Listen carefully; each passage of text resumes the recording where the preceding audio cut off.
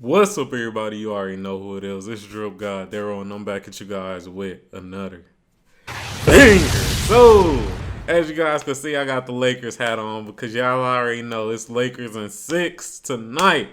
But for this video, this is not about the Lakers. It's actually about the Phoenix Suns. And for the title for today's video, it is what is next for the Phoenix Suns. Now, as we all know, the Phoenix Suns and the Denver Nuggets, they played last night, and they ended up losing to the Denver Nuggets in 6. And with that being said, it's a lot of question marks for this team. And in today's video, we will be answering those question marks. So without further ado, I do want to shout out all the people who watch my videos and just subscribe to the channel. I appreciate you guys a lot, and let's get right into it. All right, so to start off, let's answer the first question, coaching. Do I feel like they need a new coach? Me personally, I don't. I feel like Monty Williams, he has proven himself as a competent coach. And to be honest, in my honest opinion, he got a decent amount out of what he has been dealt with this team. As we all know, this team is very top heavy. The only person that I can say that I think he hasn't got the most out of is DeAndre Ayton, but I feel like that's more of a DeAndre Ayton problem and not a Monty Williams problem, in my honest opinion. But for coaching, I don't really think they need to switch anything up with coaching because Monty Williams is a pretty good coach. He did lead this team to the NBA Finals. So I definitely respect him as a coach. I don't feel like there's any problems when it comes to the coaching. Now, next up, the roster. Now, the roster, as we all know, is very top heavy, and that's because of the salaries of multiple players: Kevin Durant, Devin Booker, DeAndre Ayton, and Chris Paul. They are the 4 highest paid players on this team. And of course, man, this team doesn't really have a lot of depth. So the main focus of the upcoming year should definitely be to get better role players. If we've learned anything from especially my favorite team, the Lakers, is that you can't have a super top heavy team. You need role players that can actually hit open shots, defend, and do all the little things. Just having a top heavy, only star oriented team is not going to get you far. We have learned this especially from a team like the Lakers, and we see what they did.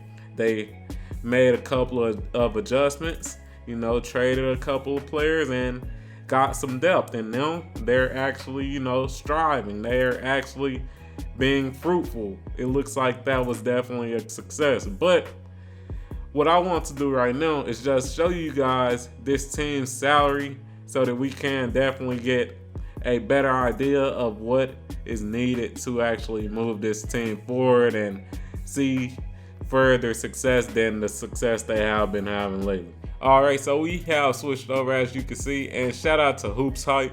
And like I was saying, I do just want to go through these salaries so that I can just show you guys the actual numbers that these players are getting paid, and also just give my thoughts on what I feel like needs to be done so that this team can be better.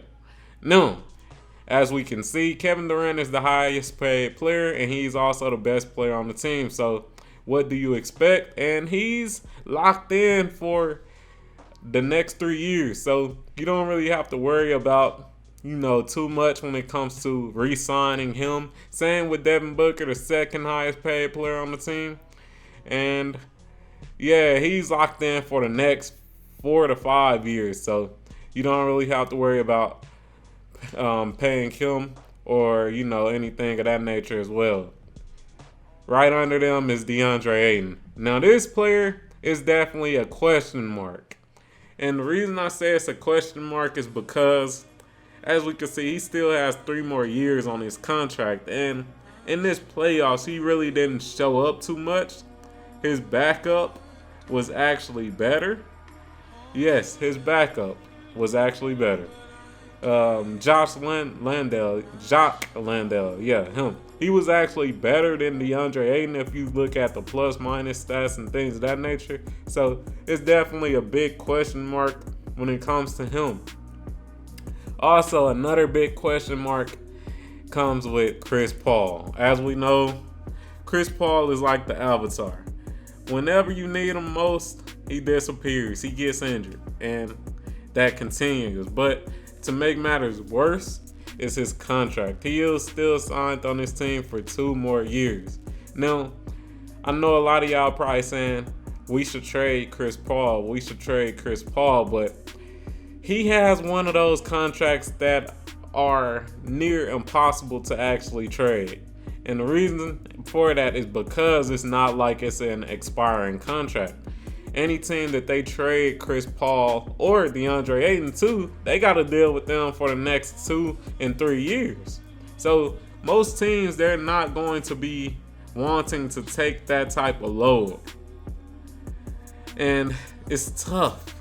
It's very tough. Now, Landry Shamet, I would definitely keep him. He actually performed well. Now, the amount of money he getting paid is kind of tough. You may be able to trade him for a slightly better package, maybe. Big maybe, but yeah, you might have to hold on to him. Because I don't know, man. You might could find somebody out here or 2 players out here for $5 million each, and may be able to work with them, but I don't know. They may have to hold on to him too because he does have a pretty long contract. And let me pull this up a little bit. Cameron Payne, you might could flip him for one a mid-level or a player, but I doubt you really gonna get much for Cameron Payne. Torrey Craig, he was the second best player on this team. Not second best player on this team, but the second best role player on this team. Let me get it right.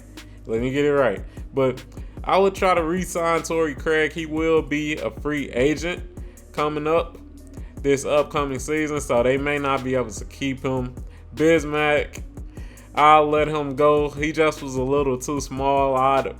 Me personally, I feel like I would rather just, try to get a young player with some potential to get some more minutes because Bismack, he just a little too small. He only 6'8", and it's like, man, he wasn't really able to slow down Jokic. So I definitely just find some young players to try to improve the roster. Terrence Ross, I may hold on to him. I may. He's one of those microwave players. Josh Okogie, I may hold on to him as well. He could play defense, but his 3-point shot kind of trash. But just looking at this team, looking at these salaries, unfortunately, what I think they're going to have to do is run it back.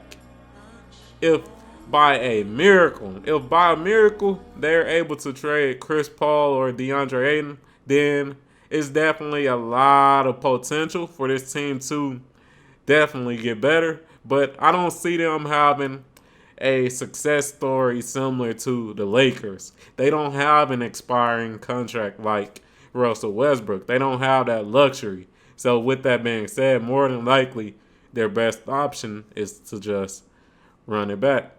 But that's my thoughts on this team. You never know. They may be able to flip some players. I don't really see it.